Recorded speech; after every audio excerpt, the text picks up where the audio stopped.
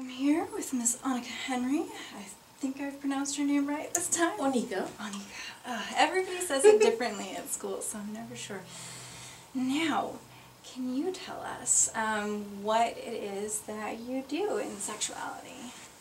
Well, currently I'm a student, and I guess you can tell from my accent I'm not from the US. And I got into sexology because of my HIV background. I did HIV education and prevention programs. Mm-hmm. And what I found is that everybody had lots of information. People were still having unprotected sex. Right, so I'm thinking there must be something really, really lovely about this sex that people are willing to take such risks. Mm-hmm. And that really was what prompted me to study sexology. To figure out why people were taking the risks that they were. Yes. Yeah. And where you're from, Trinidad and Tobago, it's actually still quite a big risk. Yes, yeah. And because we're so small, it's not a risk that we can afford to take lightly. In such small and close-knit communities, something like that could really be devastating. Mm-hmm. And so for me, this is really a little bit of a life and death issue. Oh, definitely, yeah. Yeah, and at the same time, if everybody has protected sex, there's no more children, there's no more babies. Right. So we need to find a balance. So that was my prompting for doing the degree. And this is my first semester. We've just finished at Widener. Yes, you have. Thoroughly enjoying it. And you are on one of the more prestigious scholarships, so other people know that you are good at this.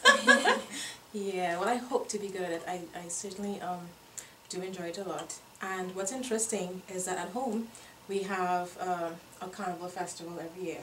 Yes. And that is highly sexualized.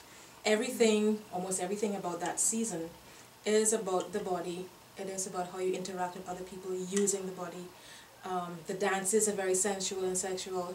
The songs have a lot of sexual innuendos in them. Mm-hmm. So that is a period of the year when I guess is the most challenging for public health officials.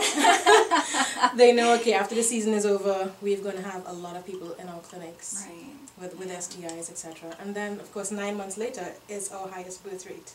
I still think that's fantastic. So we call those children carnival babies. Carnival babies. Yes. I love it. So, oh shoot, I was going to ask you something about carnival, and now I'm thinking about that too much. That sounds like so much fun, and we always say we're going to go visit her. So, one of the things you were saying in class about carnival was that you know, nobody ever talks about sex during the rest of the year, mm-hmm. and then it all just comes out at mm-hmm. carnival. How would you explain again for us how you think the duality there affects each other, or? I think it does. I think it sends mixed messages, particularly to our young people. Mm-hmm. The rest of the year, nobody really talks about sex or sexuality. We don't have it as a subject in schools. Really? Not even in schools? Not even in schools. It's not theirs yet. And what's also very interesting is that we're a very religious society. Right. Is it Catholic? Or?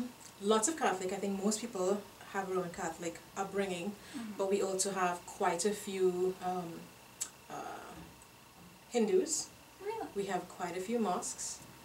And so the landscape is literally littered with all kinds of holy places of worship. Mm-hmm. So you've got lots of churches, all the denominations. You have lots of mandirs, which is where Hindus go to worship, and lots of mosques, which is where Muslims go to worship. Okay. And so it makes for a very interesting dynamic to have a very religious society, one, and at the same time the entire country shuts down for carnival. I mean, even all leaders play on the streets in their costumes. Oh wow, I remember you said that, yeah. It's a lot of fun. And it's a time of year when you see everybody mixing regardless of race or class or creed. The church groups at that time of the year, though, they go off on their retreats or their camps.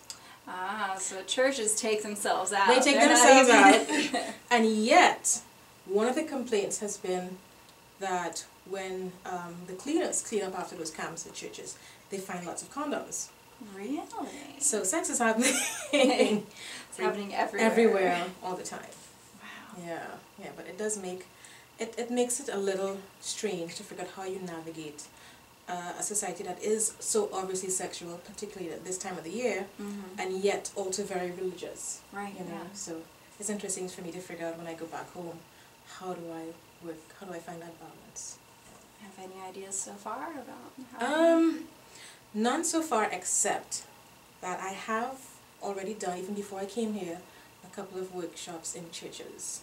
They actually invited us in to talk about HIV and AIDS, because I mean, I think what they've begun to realize is if they're going to evangelize and bring people in, people are coming with all their baggage. Right, yeah. And you've got to deal with the baggage. Why people come to church. Exactly. So part of the reason for calling us in, those of us who educate in HIV, is for us to help them, help people deal with that baggage of probably having HIV, that baggage of having to deal with sexuality and not knowing how to now be disciplined, quote unquote, because you're now in church. So I think they're beginning to realize that they need to find other ways to help their own people, to help their congregations. So I think I'm probably going to start with the leaders, see if I can talk to them, with the church leaders, get together with them, find a nice way that we can compromise what we're going to teach, what we're going to share, and perhaps we can start from there. Very cool. Do you think you'll use any of your theater background with that? Definitely. That is my preferred mode of teaching and interacting with people. One, it makes people very comfortable. Two, theater and drama tends to provoke and elicit responses at its most basic and raw level. People don't normally think about what they're going to say or prepare what they're going to say.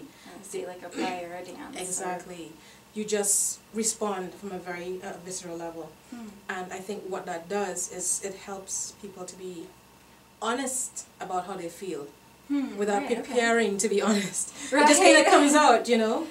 And so I've found theater and drama techniques to be very helpful in getting to the real heart of a matter, making it easier to get there because it can be fun, it can be playful. And the debriefing that happens after you'd have done a theatrical or dramatic activity is also very helpful in then analyzing, well, what happened there, why did we say what we said, why did we do what we did. So definitely going to use my theater background. Well, very cool. Well, I wish you all the best of luck. Is there anything else you would like to tell our viewers before you go? Oh, do visit Trinidad and Tobago for Carnival. It is one of the best experiences you'll ever have.